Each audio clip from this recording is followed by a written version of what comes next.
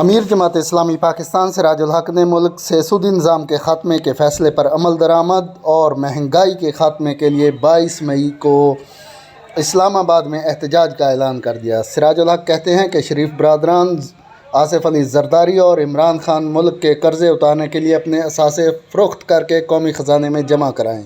اسلام آباد میں press conference کرتے ہوئے انہوں نے کیا کہا، آئیے سنتے ہیں۔ آپ جانتے ہیں اس وقت پاکستان سیاسی عدم استحکام سے دوچار ہے۔ ایک پولرائزیشن ہے، غیر یقینی صورتحال ہے۔ مرکز پھر پنجاب اور اب بلوچستان بھی ایک تماشا بن گیا ہے۔ 10 اپریل کی تبدیلی کے بعد اسی طرح سونامی بھی جاری ہے، اور آپ کے علم میں ہے کہ آج ڈالر نے 200 کا حصہ سرخ لکیر بھی کراس کیا ہے، اور اس کے نتیجے میں مزید مہنگائی اور بے روزگاری میں اضافہ ہو۔ ایک طرف شدید گرمی ہے، دوسری طرف مہنگائی ہے، اور تیسری طرف لوڈ شیڈنگ۔ ہم حیران ہیں کہ سابقہ حکومت اور موجودہ حکومت جب ثابت تھی تو یہ اعلانات کرتے رہے کہ ہم نے 35,000 میگا واٹ بجلی بنایا ہے، اور ملک کو صرف 26,000 میگا واٹ کی ضرورت ہے۔ لیکن آج کل میں مظفر آباد سے آیا ہوں، وہاں بھی بجلی نہیں تھی۔ پشاور میں تھا تو وہاں بھی لوڈ شیڈنگ، ادھر اسلام آباد میں بھی لوڈ شیڈنگ، اور اسی طرح ابھی بھی لوڈ شیڈنگ کے عالم میں ہم یہاں پر موجود ہے۔ ہماری کرنسی مسلسل گر رہی ہے، اور اس وقت پاکستان کی کرنسی افغانستان سے بھی کمزور ہو گئی اور بنگلہ دیش سے بھی کمزور ہو گئی۔ آخر وجہ کیا ہے کہ اللہ رب کریم نے پاکستان کو معدنیات سے نوازا ہے، 5 دریاؤں سے نوازا ہے، بہترین باصلاحیت قوم ہے، اور 65% نوجوان ہیں، ذہین اور فطین۔ دنیا کے ہر مارکیٹ میں اور دنیا کے ہر ادارے میں انہوں نے اپنا لوہا منوایا ہے، لیکن اس کے باوجود بھی چاروں طرف غربت ہے، ناچ رہی ہے، مہنگائی ہے اور بے روزگاری ہے، بد امنی ہے، غیر یقینی صورتحال ہے۔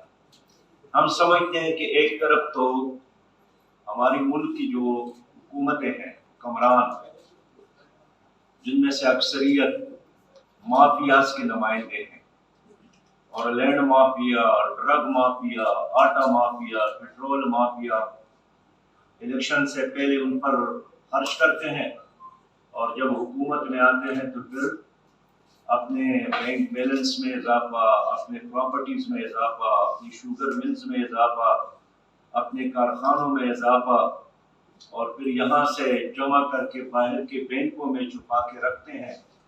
اور سیاسی لیڈر، سیاسی پارٹیاں ان کے لیے بہترین پناہ گاہیں ہیں، اور یہ سیاسی پارٹیاں کبھی بھی ان کے کرتوت پر اعتراض بھی نہیں کر سکتی۔ آپ نے دیکھا پاناما لیک سامنے آیا، اس میں چونکہ ان تمام پارٹیوں کے لوگ تھے، کسی پارٹی نے اس پر بات نہیں کی۔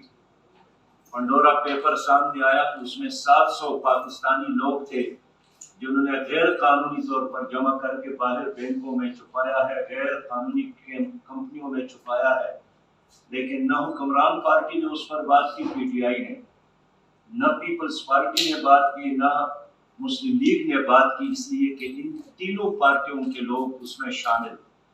تو میں سمجھتا ہوں کہ پاکستان جو اللہ تعالیٰ کی بہت بڑی نعمت ہے، لیکن ان حکمرانوں کی وجہ سے ہمارے لیے اب یہ ملک کو ایک ایسا خطہ بن گیا ہے جہاں سانس لینا مشکل ہو گیا ہے، جہاں اپنے بچوں کو 2 وقت حلال روٹی کمانا اور کھلانا مشکل ہو گیا ہے، جہاں آج ہمارے پاکستانی بھائی، غریب بھائی، عوام नारे शबीना के मोहताज हो गए हैं।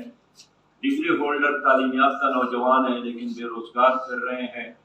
ईद आती है लेकिन नए कपड़े कोई पहनाने के काबिल नहीं है और लोग अपने गुर्दे बेचने पर मजबूर है और मेलों में अपने बच्चे भेजने पर मजबूर है। किसकी वजह से? इसलिए कि 1947 के बाद माफियाज ने यहाँ पर एक सूदी निज़ाम को मुसल्लत रखा है और हमारी माशी निज़ाम की तबाही और बर्बादी की बुनियादी वजह इस मुल्क में मौजूद सूदी निज़ाम है। हाल यह है कि कायद आज़म मोहम्मद अली जिन्ना ने जब स्टेट बैंक का इफ्तिताह 1948 में किया तो ऐलान किया कि हमारी निज़ाम मईशत वो इस्लामी होगी और अल्लाह ताला ने 1400 साल कबल कुरान की सूरत में जो दस्तूर दिया है वही हमारा दस्तूर होगा। इसके बाद 56 के आईन में, 62 के आईन में और 73 के आईन में सूद पर पाबंदी के लिए कहा गया। 31 उलमा ने जो 22 नुकात दिए थे उसमें भी सूद की ममानियत थी। 1980 में इस्लामी नजरियाती कौंसल ने माशियत को बेहतर बनाने के लिए जो सिफारिशात दिए थे उसमें सूद की ममानियत थी। 1980 में प्रोफेसर खुर्शीद साहब की क़ियादत में इन्हिसारी कमीशन ने जो रिपोर्ट दी थी उसमें भी सूद की ममानियत थी। इस तरह 1991 में वफाकी शरई अदालत जिसकी चीफ जस्टिस तंजील और रहमान साहब थे उन्होंने भी सूद के खिलाफ फैसला दिया था कि अब सूद नहीं होना चाहिए पाकिस्तान में, लेकिन इसके बावजूद भी सूदी निज़ाम उसी तरह आबुताब के साथ अब तक कायम है। इसलिए कि अब तक जितने भी हुक्मरान आए हैं वो या खुद सूदखोर थे या सूदखोरों के एजेंट और नुमाइंदे थे और उन्होंने पाकिस्तान के हर शहरी के हाथ में सूद की हथकड़ियाँ और कर्जों की हथकड़ियाँ पहनाई है जिसकी जितनी भी मजम्मत की जाए कम है। और आज अगर हमारे कंधों पर 51,000 अरब का कर्जा है और कर्जों का एक हमालिया है हमारे कंधों पर, और न सिर्फ हम बल्कि हमने आइंदा नस्लों को भी कर्ज की जंजीरों में जकड़ा है, ये इस सूदी निज़ाम की वजह से है और इन सूदी सूदखोर हुक्मरानों की वजह से है। हम अल्लाह का शुक्र अदा करते हैं कि वफाकी शरई अदालत ने 27 रमज़ान अल मुबारक को एक बार फिर सूद के खिलाफ फैसला दिया है और हुकूमत को पाबंद बनाया है कि सूद है, रिबा है, इंटरेस्ट है, हर शक्ल में पाकिस्तान में इस पर पाबंदी हो और हुकूमत ऐसे इक़दाम करे जिसके नतीजे में सूदी निज़ाम जड़ से ख़त्म हो जाएगा। लिहाजा हम यही चाहते हैं कि फौरी तौर पर हुकूमत वक़्त इस वक्त जो है वो सूदी निज़ाम के खिलाफ इक़दाम करे। अब देखिए, मैं पाकिस्तानियों से बात करना चाहता हूँ कि इस वक्त खुद जापान में, स्विट्ज़रलैंड में, स्वीडन में, डेनमार्क में शरई सूद 0% है और ख़ुद बांग्लादेश जो हमारा पड़ोसी मुल्क है उसमें सूदी निज़ाम से पाक इस्लामी बैंकारी 27% तक पहुँच गया है। तो हम भी अपनी हुकूमत से चाहते हैं कि बिस्मिल्लाह करें और चंद दिन बाद जो बजट आ रहा है इसको एक सूद फ्री बजट आवाम को दिया जाए और सूदी निज़ाम के खात्मे के लिए रोड मैप दिया जाए। हम हर कीमत पर चाहते हैं कि अब सूदी निज़ाम का खात्मा हो। इस तरह हम स्टेट बैंक से भी अपील करते हैं कि तमाम बैंकों को एडवाइस दिया जाए कि आइंदा एक साल में, माली साल में तमाम बैंक अपने सूदी निज़ाम को ख़त्म करके इस्लामी मॉडल को 50% तक ले आए। मैं ये समझता हूँ कि अब वक्त आया है कि पाकिस्तान इस्लामी मईशत की तरफ कदम उठाए, इसलिए कि जितने भी तजुर्बात किए हैं वो तो नाकाम हो गए हैं। अब वर्ल्ड बैंक और IMF से 22 बार हमने प्रोग्राम लिए हैं, 23वां वज़ीर आज़म है और 22 प्रोग्राम हमने स्टेट बैंक से लिए हैं, लेकिन आपने देखा कि हर IMF से प्रोग्राम लेने के बाद हम मज़ीद कर्ज़ों के दलदल में फंस जाते हैं और मज़ीद हमारी इकानमी तबाह हो जाती है। इसलिए हम चाहते हैं कि हुकूमत अब इस घिसे पिटे निज़ाम से निकल जाए اور اب اسلامی نظام معیشت کی طرف قدم بڑھائے۔ ہم حکومت کو فیسیلیٹیٹ کرنا چاہتے ہیں اسلامی نظام معیشت کے حوالے سے۔ ہمارے پاس الحمدللہ بہت سارے معاشی ماہرین موجود ہیں، ملک میں بھی اور بیرونی ملک، لیکن حکومت کا ول چاہیے، حکومت کی اچھی نیت چاہیے، اور عوام چاہتے ہیں کہ جتنی بھی نئے پروجیکٹ ہے وہ سارے سکوک کی بنیاد پر ہو، اسلامی بانڈ جاری کیا جائے۔ آپ کا گوادر ہے، آپ کا کوئی نیا بجلی گھر ہے، آپ کا کوئی نیا پروجیکٹ ہے، سڑک ہے، ریلوے اسٹیشن ہے، ان تمام پروجیکٹ کو اب سکوک کی بنیاد پر چلایا جائے۔ میں جانتا ہوں کہ ہمارے عوام کو اس حد تک اسلامی شاعر اور اسلامی نظام سے محروم رکھا گیا کہ اب ان کے لیے اصطلاحات بھی نئے ہیں، لہذا میں آسان الفاظ میں تشریح کرنا چاہتا ہوں کہ اس کا مطلب یہی ہے کہ اگر گوادر پروجیکٹ ہے تو اس کے لیے ایشین بینک سے یا چائنا سے یا UAE سے یا کسی اور ملک سے قرضہ لینے کی بجائے، اور وہ بھی بھاری سود پر، اس کی بجائے ہم عوام سے شیئر لے لیں، خاص کر اوورسیز پاکستانیوں کو ہم موقع دے دیں، تو یہ چند ارب ڈالر یہ آسانی کے ساتھ ہمارے پاکستانی آپ کو دے سکتے ہیں۔ اس کے ساتھ ہم چاہتے ہیں کہ زکوٰۃ اور عشر کا نظام آپ شروع کیا جائے۔ دیکھیے آپ کو اس وقت جو نظام آپ چلا رہے ہیں تو 30% یعنی 30 لاکھ لوگ آپ کو انکم ٹیکس دیتے ہیں، اس پر آپ اخراجات جاریہ جس کو کہتے ہیں وہ چلا رہے ہیں، لیکن اگر آپ زکوٰۃ اور عشر کا نظام نافذ کریں تو 7.25 کروڑ لوگ اس وقت زکوٰۃ دینے کے قابل ہیں۔ تو 7.25 کروڑ لوگ جب پاکستان کی حکومت کو خزانے میں اپنا پیسہ جمع کریں گے اور اس کے مداخ موجود ہے، آپ کے ساتھ خرچ کرنے کے مواقع کم ہوں گے، اتنا پیسہ یہاں آئے گا۔ اس طرح آپ تقاضا ہے کہ ایک صدقات علیحدہ بینک قائم کیا جائے۔ پاکستانی اس وقت ایک سروے کے مطابق 40 ارب روزانہ صدقات دے سکتے ہیں، تو اگر آپ نے ایک صدقات کا علیحدہ بینک قائم کیا جس کا واحد مقصد یہی ہے کہ اس میں جتنا پیسہ جمع ہو وہ غریب لوگوں پر، محتاج لوگوں پر، طالب علموں پر، بیمار لوگوں پر، یا جن کے ساتھ آنے جانے کے لیے کرایہ نہیں ہے، محتاج لوگ ہیں، ان پر خرچ کیا جائے، تو آپ کا یہ معاشرہ فوری طور پر تبدیل ہو سکتا ہے۔ اس وقت آپ جانتے ہیں کہ رولز تو یہی ہے کہ جو قرضے ہیں وہ 60 GDP کی 60% سے زیادہ نہ ہو، لیکن اس وقت پاکستان کے GDP سے یعنی ہمارا جو قرضہ ہے وہ GDP کے 95% ہے۔ آپ دیکھیں گے کہ آئندہ سالوں میں پاکستان کی حکومت کے ساتھ تنخواہیں دینے کے لیے بھی پیسہ نہیں ہوگا، اور کسی نے قرض دیا تو ٹھیک ہے۔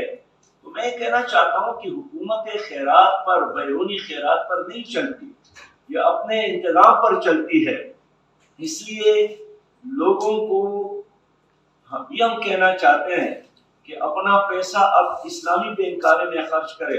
اور دیکھیے جس بینک نے اپیل کی، جس طرح ماضی میں نواز شریف صاحب کی حکومت کی، وفاقی شرعی عدالت کا پیسہ لایا اور اس نے ایک بینک کو استعمال کر کے اس کے ذریعے اپیل کی۔ اس بار اگر کسی بینک نے اپیل کی سپریم کورٹ میں جانے کا وفاقی شریعت کے خلاف، اس فیصلے کے خلاف، تو ہم بھی عوام سے اپیل کریں گے کہ اس بینک کا بائیکاٹ کر دیں، ان سے اپنا پیسہ نکالیں، اس لیے کہ یہ ہمارے اس زمانے اور نسلوں کے ساتھ دشمنی کے مترادف ہے۔ نجات کا واحد راستہ ہے کہ ہماری حکومت اب اسلام کا معاشی نظام اپنا لے۔ میں یہ کہنا چاہتا ہوں کہ اس وقت ضرورت ہے کہ ہم آپس میں بھی سیاسی ڈائلاگ کر لیں اور ایک میثاق معیشت کی طرف ہم آگے بڑھیں، ایک نیشنل ڈائلاگ شروع کرنے کی ضرورت ہے۔ میں سپریم کورٹ سے بھی اپیل کرنا چاہتا ہوں کہ افراد کو ریلیف دینے کی بجائے، اور وہ بھی غریب آدمی نہیں ہوتے ہیں، مؤثر افراد ہوتے ہیں، یا سیاسی لیڈروں کو ریلیف دینے کی بجائے یا لوگوں کو ایکوموڈیٹ کرنے کی بجائے غریب عوام کو ریلیف دینے کے لیے اقدامات کرے۔ پاناما پیپر میں اس ملک کے VIP شامل ہیں جنہوں نے یہاں پیسہ چوری کر کے باہر کی کمپنیوں میں رکھا ہے۔ پنڈورا پیپر میں اس ملک کے VIP شامل ہیں جنہوں نے یہاں پیسہ سمیٹ کر باہر کے بینکوں اور باہر کے کمپنیوں میں رکھا ہے۔ تو میں یہ کہنا چاہتا ہوں کہ اگر حکومت یہ کام نہیں کرتی ہے، مجھے تو افسوس ہے کہ پی ٹی آئی نے کتنے اعلانات کیے تھے کہ ہم ان کے گردن پر پاؤں رکھ کر اور پیسہ واپس لائیں گے، لیکن واپس لانے کی بجائے مزید پیسہ ملک سے باہر چلا گیا اور مزید کرپشن میں اضافہ ہوا، مزید مافیاز مضبوط ہو گئے اور 880 ارب روپیہ گزشتہ عرصے میں پی ٹی آئی کی حکومت نے لینڈ مافیا اور ڈرگ مافیا اور آٹا مافیا اور پیٹرول مافیا مزید عوام کی جیبوں سے نکالنے میں کامیاب ہو گئے۔ اس لیے میں چاہتا ہوں کہ سپریم کورٹ بھی اس سلسلے میں ہماری اس پٹیشن پر غور کر لے۔ پاناما لیکس میں جو لوگ انوالو ہے اور پنڈورا پیپر میں جو لوگ انوالو ہے، اب دیکھیے اس پہ نہ حکومت بات کرتی ہے، نہ پیپلز پارٹی بات کرتی ہے، نہ مسلم لیگ بات کرتی ہے، نہ پی ٹی آئی بات کرتی ہے۔ کیوں؟ اس لیے کہ ان کے لوگ اس میں شامل ہیں۔ اگر اس میں کوئی غریب آدمی ہوتا، کوئی ٹرک ڈرائیور ہوتا، کوئی رکشہ ڈرائیور ہوتا، کوئی مزدور ہوتا، تو اب تک وہ جیلوں میں ہوتا۔ لیکن اس لیے پارٹی ان پر بات نہیں کرتی کہ ان کے اپنے اہم لوگ اور نامی گرامی لوگ اس کھیل میں شامل ہیں۔ لیکن میں سپریم کورٹ سے کہنا چاہتا ہوں کہ غریب عوام پر رحم کرے اور ان لوگوں کے گردن پر پاؤں رکھ کر ان کے ٹکڑوں سے اور ان کے انتڑیوں سے قوم کا پیسہ نکالا جائے۔ یہ انہوں نے غریب قوم کو نچوڑ کر باہر لے گئے ہیں۔ مجھے افسوس ہے کہ موجودہ حکومت بھی، شہباز شریف صاحب کی حکومت بھی پی ٹی آئی کی حکومت کا ایک تسلسل ہے۔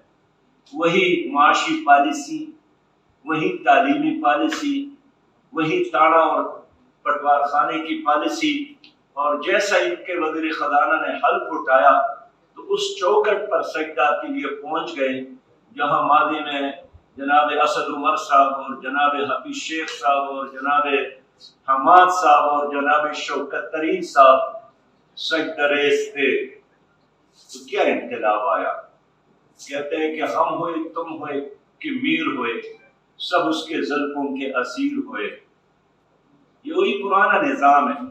میں اس لیے کہتا ہوں کہ پرانا نظام ہے اور چوکیدار نیا ہے، اس لیے پہرہ دار کی تبدیلی سے، چوکیدار کی تبدیلی سے کوئی فرق نہیں آئے گا۔ اور میں یقین کے ساتھ کہہ سکتا ہوں کہ اگر ہمارے جو اپنے آپ کو بڑا سمجھتے ہیں، یہ جو بڑے سیاسی لیڈر ہیں، جو بڑے پارٹیوں کے لیڈر ہیں، یہ بھی اگر اپنے اثاثجات رضاکارانہ طور پر اس قرضوں سے نجات کے لیے قومی خزانے میں جمع کرے تو ہمارے قرضے ختم ہو سکتے ہیں۔ لوگ کہتے ہیں کہ 5 خاندانوں کے 11 ارب ڈالر کے اثاثے موجود ہیں۔ یہ تو خود اعلان کرتے ہیں کہ ہم قائد اعظم کے وارث ہیں۔ قائد اعظم کے وارث ہیں تو قائد اعظم نے تو اپنے تمام اثاثے ملک پر نچھاور کیے تھے۔ تو اگر آج بھی یہ شریف برادران جاتی عمرہ کو، زرداری صاحب بلاول ہاؤس اور زرداری ہاؤس کو، عمران خان بنی گالا ہاؤس کو، چودھری برادران اپنی کوٹیوں کو اور بلند اور بالا اور بڑے محلات کو رضاکارانہ طور پر ملک کے خزانے میں جمع کر لے، ہمارے قرضے ختم ہو سکتے ہیں۔ اتنے ہمارے ہاں اتنے رونے دھونے کی، آپ کی بالکل صحیح بات ہے۔ سابق جو جرنیل ریٹائر ہو گئے ہیں ان کے ساتھ بھی بڑا پیسہ ہے، بہت بڑے بڑے رقبے انہوں نے بنائے ہیں، یہاں بھی ہیں اور باہر ملکوں میں بھی ہیں، اور جن کو پکڑ کر ایڈمرل منصور کی صورت میں یہاں لایا بھی گیا، جن پر 300 ارب ڈالر سے زیادہ کا وہ تھا الزام تھا، تو اس کو بھی یہاں آتی وی آئی پی بنایا گیا۔ تو یہ جو اپنے آپ کو بڑا سمجھتے ہیں، میں سمجھتا ہوں کہ یہ بھی اگر قربانی دے۔ اب دیکھیں نواز شریف صاحب نے اعلان کیا تھا کہ قرض اتارو اور ملک سنواروں میں چندہ دے، اس میں کتنے ارب ہماری اوورسیز پاکستانیوں نے جمع کیا تھا، کتنے سونے اور چاندی کے زیورات ہمارے ماں اور بیٹیوں نے قومی خزانے میں جمع کیے تھے۔ تو آپ ہمارے کس کام آئیں گے اس مشکل وقت میں؟ اگر اس لیے خدا نخواستہ پاکستان ایک ایٹمی پاور ہے اگر یہ ڈیفالٹ ہوا تو یہ عالم اسلام کی تباہی ہوگی، اور دنیا تو یہی چاہتی ہے کہ پاکستان بھی لیبیا بن جائے۔ اب خود آپ کے اینکر اور آپ کے کالم نویس سری لنکا بننے کی بات کر رہے ہیں۔ لیبیا میں یہی ہوا، آپس میں لڑائی ہو گیا، معیشت کمزور ہو گئی، اور پھر وہ لمحہ آیا کہ کرنل قذافی نے اپنا ایٹمی مواد 40 ٹرکوں میں رکھ کر امریکہ کے حوالے کیا۔ تو کیا اس خدا نخواستہ یہ ملک سری لنکا نہ بن جائے، لیبیا نہ بن جائے، یمن نہ بن جائے؟ ہمارے لیڈروں کا فرض نہیں ہے کہ آئندہ نامعلوم نسلوں کے لیے پیسہ جمع کرتے ہیں؟ اور اس وقت ہمارے ملک میں قیامت آ گئی ہے، لوگوں کے لیے پانی کا قطرہ نہیں ہے چولستان میں۔ اب شرم کی بات ہے، چولستان میں لوگ مر رہے ہیں پیاس کی وجہ سے، پانی نہ ہونے کی وجہ سے، اور ہمارے ملک کی جو حکمران طبقے ہیں بلوچستان میں اب مصروف ہے، آپس میں دست گریبان ہے کہ اس لیے حکومت کو تبدیل کرنا چاہتے ہیں۔ پنجاب میں لڑائی ہے، مرکز میں لڑائی ہے۔ تو میں کہنا چاہتا ہوں کہ آپ کے ساتھ کیا پروگرام ہے، کر کے دکھائے نا۔ 14 سالوں سے سندھ میں پیپلز پارٹی کی حکومت ہے، 9 سالوں سے خیبر پختونخوا میں PTI کی حکومت ہے، کشمیر میں ان کی حکومت ہے، گلگت بلتستان میں ان کی حکومت ہے، پنجاب میں مسلم لیگ کی حکومت ہے، مرکز میں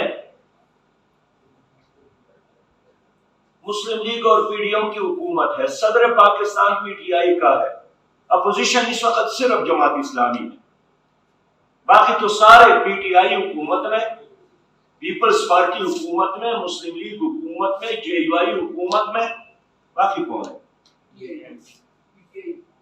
جی سب حکومت میں ہے، اور سب رو رہے ہیں، اور سب نے دباڑ ڈالا ہے۔ تو کون ذمہ دار ہے؟ آپ ہی تو ذمہ دار ہے، کر کے دکھائے نا۔ اگر معیشت تباہ ہو گئی ہے تمہاری وجہ سے، اگر عدالتوں میں انصاف نہیں ہے تمہارے وجہ سے، اگر بچوں کو تعلیم کوالٹی کا نہیں ملتا ہے تمہاری وجہ سے، اگر ہاسپٹل میں علاج نہیں ہے تمہاری وجہ سے، اگر کرپشن ہے تمہاری وجہ سے، اگر اس ملک میں لوڈ شیڈنگ کا عذاب ہے تمہاری وجہ سے، اگر ہماری کرنسی کا قدر نہیں ہے تمہاری وجہ سے، اگر ہمارا پاسپورٹ کی کوئی عزت نہیں ہے بین الاقوامی ایئرپورٹ میں تمہاری وجہ سے، اور روتے بھی آپ ہیں، چیختے بھی آپ ہیں کہ جس طرح حکومت یہاں کسی اور کی آپ کی نہیں ہے، اور ہمارے عوام بھی، مجھے افسوس ہے ان سے نہیں پوچھتے ہیں کہ بابا کون ذمہ دار ہے؟ فرش پر جو بڑی کرسی تھی وزیر اعظم کی اسلام آباد میں، اس پر قوم نے نواز شریف کو بٹھایا تھا، قوم نے عمران خان کو بٹھایا تھا، قوم نے آصف علی زرداری کو بٹھایا تھا، پرویز اشرف کو بٹھایا تھا، یوسف رضا گیلانی کو بٹھایا تھا۔ اب فرش پر کرسی تو یہی تھی عوام کے ساتھ جنہوں نے آپ کو دی تھی، اب عرش کی طرف جانا چاہتے ہیں، عرش تو اللہ کا ہے، لیکن آپ ڈیلیور نہیں کر سکے، آپ کے ساتھ کوئی پروگرام نہیں تھا، آپ کے ساتھ کوئی تنظیم نہیں تھی، آپ کس پر الزام لگا رہے ہیں؟ لوٹوں کی سیاست ہے تو آپ کی وجہ سے ہے، لوٹاکریسی ہے تو آپ کی وجہ سے ہے۔ آپ لوگوں نے اس ملک میں جمہوریت کو چھوڑا، آپ لوگوں نے سیاست کو چھوڑا، آپ لوگوں نے نہ آئین کی حکمرانی قائم کی، آپ لوگوں نے نہ قانون کی حکمرانی قائم کی، آپ لوگوں کی وجہ سے انصاف نہیں مل رہا ہے، تو کون ذمہ دار ہے؟ کیا جنات ذمہ دار ہے؟ آپ ہی ذمہ دار ہیں۔ اس لیے ان چہروں کو پہچاننے کی ضرورت ہے۔ ان کی سیاست سے میں شکر گزار ہوں کہ میڈیا نے بالکل پردے اٹھائے ہیں۔ اس وقت صرف اپوزیشن قوم کی ترجمانی جماعت اسلامی کر رہی ہے، اور ہم نے طے کیا ہے کہ ہم انشاءاللہ تعالی 22 مئی کو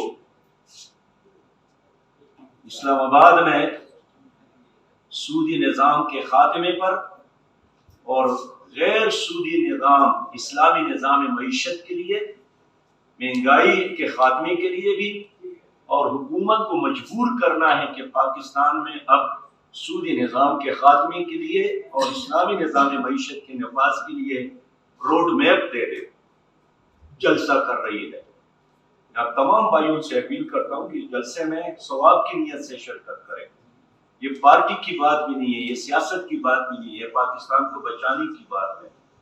اللہ تعالیٰ نے ہمیں موقع دیا تو ہم حقیقی احتساب کریں گے، یہ ایک دوسرے کا احتساب نہیں کر سکتے۔ یہ شور مچاتے ہیں، ہوائی فائرنگ کرتے ہیں، گرد و غبار اڑاتے ہیں، ان کے خود انوال ہے، کیسے یہ ایک دوسرے کا احتساب؟ جماعت اسلامی چاہتی ہے کہ سودی نظام امریکہ اور ہندوستان سے بڑا دشمن ہے۔ انہوں نے ہماری سوسائٹی کو بالکل تباہ کیا ہے، کھوکھلا بنایا ہے، ہمارے جیبوں پر ڈاکہ ڈالا ہے۔ آپ لوگ محنت کرتے ہیں، پسینہ بہاتے ہیں، لیکن آپ کی محنت کا پلس سود خور کہ پراپرٹی میں اور بینک بیلنس میں اضافے کا باعث بنتا ہے۔ یہاں محنت ایک کرتا ہے اور پھل کوئی اور کھاتا ہے، یہاں کاشت کوئی اور کرتا ہے اور فصل کوئی اور لے جاتا ہے۔ اس لیے اسلام عبادات کا بھی نام ہے، لیکن اسلامی نظام معیشت کا نام ہے، اسلامی نظام عدالت کا نام ہے، اسلامی نظام تعلیم کا نام ہے، اسلامی نظامی سیاست کا نام ہے۔ جماعت اسلامی اس نظام کی تبدیلی کی کوشش کر رہی ہے۔ ہم چاہتے ہیں کہ نظام بھی بدلے اور امام بھی بدلے۔ تو میں اپنے پاکستانی بھائیوں سے اپیل کرتا ہوں کہ اتنے سارے تجربات کے بعد جرنیلوں کو آپ نے دیکھا، ظالم جاگیرداروں کو بھی دیکھا، کرپٹ سرمایہ داروں کو بھی دیکھا، جو روٹی کپڑا اور مکان کے نعرے لگا رہے تھے ان کو بھی دیکھا، جو پاکستان کو پیرس بنانے کی بات کرتے تھے آپ نے ان کو بھی دیکھا، جو تبدیلی کی بات کرتے تھے آپ لوگوں نے ان کو بھی دیکھا۔ لیکن حالات نے ثابت کیا کہ ہمارے تمام مسائل کا حل اس ملک میں اسلامی نظام ہے، اور اسلامی نظام ہی ہمارے مسائل کا حل ہے، اور اسلامی نظام کے لیے جو جماعت اسلامی جدوجہد کر رہی ہے، اس لیے موقع اب جماعت اسلامی کو اور اس ملک میں اسلامی نظام کو ملنا چاہیے۔ میں الیکشن ریفارمز کی بات کرتا ہوں اور الیکشن اصلاحات کی بات کرتا ہوں، اور میرا مطالبہ یہی ہے کہ تمام سیاسی جماعتیں اس پر ڈائلاگ کر لیں اور متناسب نمائندگی پر اتفاق کر لیں، 62 ریاست پر عمل کر لیں، اور الیکشن کمیشن کو مالی اور انتظامی لحاظ سے خود مختار بنا دیں، اور الیکشن کمیشن بھی آزاد ہو، عدالت بھی آزاد ہو، اور اسٹیبلشمنٹ نیوٹرل اور غیر جانبدار، یہی ہمارا مطالبہ ہے۔ سراج صاحب ایک تو یہ بتا دیں، آپ نے کہا کہ آج تک جتنے بھی حکمران آئے یا سود خور تھے یا سود خوروں کے نمائندے تھے، تو دینی جماعتیں بھی تو اسی سود خوروں کی اتحادی رہی ہیں۔ کلیئر بات یہ ہے کہ مسلم لیگ نون کے ساتھ 5 سال جو ہے وہ JUI نے گزارے، ابھی پھر ان کے ساتھ ہے، تو پھر کیا دینی جماعتیں بھی جب سود خوروں کی حامی ہوں گی تو سودی نظام کیسے بدلے گا؟ دوسری بات ایک چھوٹی سی کہ آپ نے نیوٹرل ہونے کی بات کی، تو سادہ سی بات یہ بتا دیں، پچھلی مرتبہ فوج کی نگرانی میں انتخابات کرائے گئے اور یہ 13 جماعتیں کہہ رہی تھی کہ فوج کی نگرانی میں نہ کروائے جائیں، ان کو نہ لگایا جائے۔ آپ کیا سمجھتے ہیں کہ اگلے انتخابات جو ہیں ان پہ فوج کو نگرانی میں لگانا چاہیے یا نہیں؟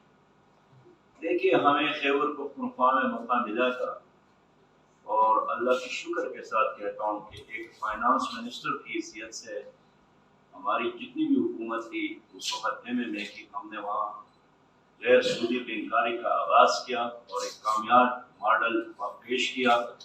24,000 لوگوں نے سودی کھاتے چھوڑ کر اسلامی شراکت داری میں ہمارے ساتھ حصہ لیا، اور پھر خیبر پختونخوا کی اسمبلی سے ایکٹ بھی پاس کیا۔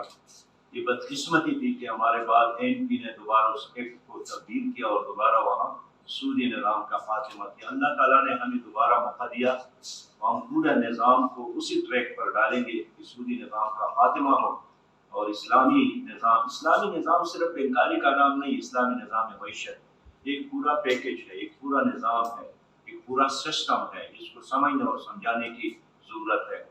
رہی یہ بات کہ فلاں دینی جماعت نے مسلم لیگ کے ساتھ اتحاد کیا، JUI اس وقت بھی اتحاد میں شامل ہے، سب سے زیادہ تو ہم ان سے بھی کہیں گے کہ مسلم لیگ کو مجبور کرے اور اس بجٹ کو کم از کم सूद फ्री बजट बना ले, यानी ये फ़ायदा तो होना चाहिए JUI की हुकूमत में शमूलियत से कि कम अज़ कम ये जो आने वाला बजट है ये हर लिहाज से सूद फ्री बजट हो।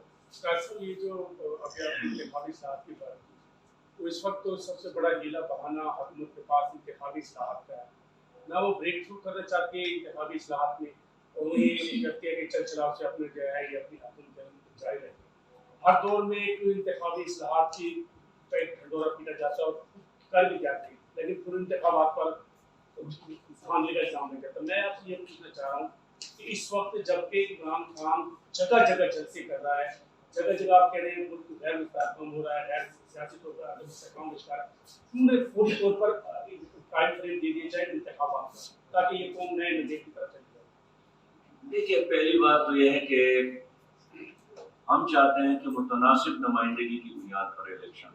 मुतनासिब नुमाइंदगी का मतलब यही है कि लोग इलेक्टेबल्स और माफियाज की बजाय डायरेक्ट पार्टी लीडर को और पार्टी नजरिए को और विजन को वोट दें, और उसका फ़ायदा यही होगा कि जो तमाम सियासी जमातों को इस वक्त माफियाज ने अपने कब्जे में लिया है, और ये माफियाज है, इन पार्टियों का मुहार उनके हाथों में होता है।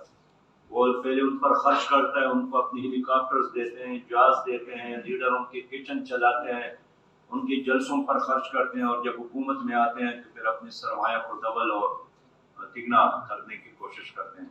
तो इन माफिया से निजात का वाहिद रास्ता मुतनासिब नुमाइंदगी है। मैं इमरान खान से भी कहना चाहूँगा कि अगर वो चाहते हैं कि एक फ्री इलेक्शन हो, दांधी से पाक इलेक्शन हो, तो एक तो जब मुस्लिम लीग की हुकूमत थी और उसने धरना दिया था, तो उसका यही मुतालबा था कि हम इलेक्शन रिफॉर्म्स चाहते हैं, और एक ऐसा इलेक्शन का निज़ाम जिसमें ना इस्टेब्लिशमेंट का अमल दखल हो और ना किसी और हुकूमत का अमल दखल हो। लेकिन अफसोस ये है कि वो 3.5 सालों में वो रिफॉर्म नहीं कर सके। अब जमात इस्लामी चाहती है कि मुतनासिब नुमाइंदगी की बुनियाद पर इलेक्शन हो, तो अगर इमरान खान साहब भी एक दांधी से पाक इलेक्शन चाहते हैं तो हमारा साथ दें और मुतनासिब नुमाइंदगी में हमारी इस मौके को सपोर्ट कर ले, और बाकी जमातों से भी हम इंशाल्लाह इस सिलसिले में बात करेंगे। सर मैं सवाल पूछना चाह रहा हूँ, आप लोगों ने फाका इंतजाम पर बहुत ज़्यादा काम किया और उसमें निकाले, लेकिन 3.5-4 साल हो चुके, उस हवाले से लोग कहते हैं कि कुछ नहीं हुआ। क्या कहेंगे, हुकूमतों से कहेंगे या वहाँ के बाइख्तियार लीडर डालें कि कुछ किया जाए वहाँ के आवाम? देखिए, होना तो चाहिए था ना कि खैबर पख्तूनख्वा में PTI की हुकूमत 9 सालों से, और इंज़िमाम के बारे में जिसने हमने तहरीक चलाई है, तमाम सियासी जमातों ने, उसमें PTI भी शामिल थी, और बाद में मरकज़ में भी उनकी हुकूमत कायम हो गई। तो यह अफसोस की बात है कि PTI ने कबाइली अवाम के साथ वादी पूरी नहीं की। जाहिर है हमारी हुकूमत तो नहीं थी कि हम अमल दरामद उन वादों के करते, लेकिन वो वादे उन्होंने पूरी नहीं किए। अब भी हमारा अज़म यही है कि अल्लाह ने हमें मौका दिया, कबाइली अवाम जो इस वक्त पाकिस्तान का बाकायदा बाज़ाबिता हिस्सा है, उनको उनका हक दिलाएंगे। मुझे अफसोस है कि सूबाई हुकूमत ने और मरकज़ी हुकूमत को हक नहीं दे सकी, लेकिन सिर्फ फाटा का मसला नहीं है। क्या बलूचिस्तान के लोगों को हक मिला? या कराची के लोग, अभी वज़ीर आज़म गए थे, साबिक़ वज़ीर आज़म 1100 अरब पैकेज का ऐलान किया था, लेकिन क्या कराची का मसला हल हुआ? पीपल्स पार्टी ने अभी भी उनके साथ बड़े बड़े मुआहिदे और वादे किए, क्या उनको हक मिला? अंदरूनी सिंध का मसला हल हुआ? बलूचिस्तान का मसला हल हुआ? जनूबी पंजाब का मसला हल हुआ? खैबर पख्तूनख्वा के गरीब इलाकों का, इसलिए किसी पाकिस्तानी का मसला इस निज़ाम के होते हुए हल नहीं हो सकता है। झूठ की बुनियाद पर सारा निज़ाम कायम है, तो झूठ की बुनियाद पर किस तरह खुशहाली आ सकती है? तो इसके लिए एक इनकलाबी जमात और इनकलाबी निज़ाम की ज़रूरत है, जो सिर्फ जमात इस्लामी दे सकती है और ला सकती है। अच्छा सर, 22 मई को जलसा होने जा रहा है, क्या आप इलेक्शन की तैयारी नहीं कर रहे? 22 तारीख को आपका जलसा होता है, तो क्या ये पहले मरहले में ये इस्लामाबाद का जलसा है और इसको फिर हम पूरे मुल्क में इंशाल्लाह आम करेंगे। लेकिन हम समझते हैं कि अगर हुकूमत ने सूद के खात्मे की तरफ कदम उठाया तो ये बहुत अच्छी बात होगी, लेकिन अगर अपील की या हम समझे कि ये माजी की तरह वक़्त गुजारना चाहती हैं और सूद को ख़त्म नहीं करना चाहती है, हमारा ईमान अक़ीदा है कि सूद तो अल्लाह रसूल के साथ जंग है। तो जो हुकूमत अल्लाह और रसूल के साथ बज़द है और बजंग है, फिर अवाम के हाथ और उनके गिरबान होंगे। फिर यह एहतजाज पूरे मुल्क में गली गली, ऊंची कोचे, शहर और देहातों में, मस्जिद और हुजरों में और हर जगह इंशाल्लाह इसको हम फैलाएंगे। Thank you.